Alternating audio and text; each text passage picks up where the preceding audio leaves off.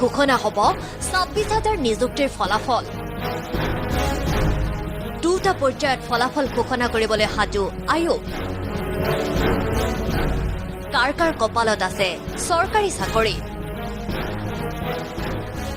অসম চৰকাৰৰ 1 লাখ নিযুক্তিৰ অংশ হিচাপে তৃতীয় আৰু চতুৰ্থ বৰ্গৰ নিযুক্তিৰ পৰীক্ষা তিনিটা পৰ্যায়ত যোৱা আগষ্ট মাহত অনুষ্ঠিত হৈছিল। 12,70,000 নিবনুৱা বহিছিল নিযুক্তি পৰীক্ষা। সেই নিযুক্তি পৰীক্ষাৰ প্ৰশ্ন কাকতৰ পৰীক্ষণ সম্পূৰ্ণ।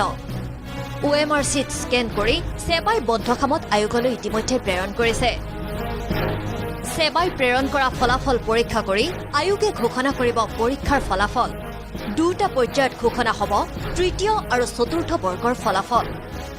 তৃতীয় আৰু চতুৰ্থ বৰ্গৰ নিযুক্তি পৰীক্ষাৰ ফলাফল পৃথকে পৃথকে দিয়াৰ পৰিকল্পনা কৰিছে অসম চৰকাৰে।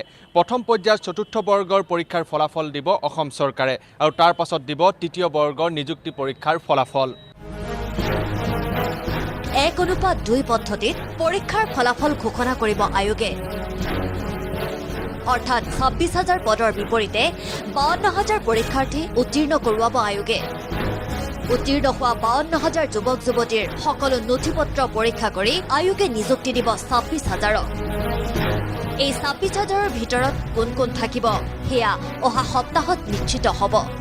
এই নিযুক্তি ফলাফল ঘোষণাৰ পিছতেই ৰাজ্য চৰকাৰে নিযুক্তিৰ বাবে আৰম্ভ কৰিব আন এক নতুন প্ৰক্ৰিয়া। এই ঘোষণা মুখ্যমন্ত্ৰী ডক্টৰ হিমন্ত বিশ্ব শৰ্মাৰ। साथ ही तीसरी और चतुर्थ वर्ग के करीब 26,000 पदों का नियुक्ति पत्र शुरू हो गया है।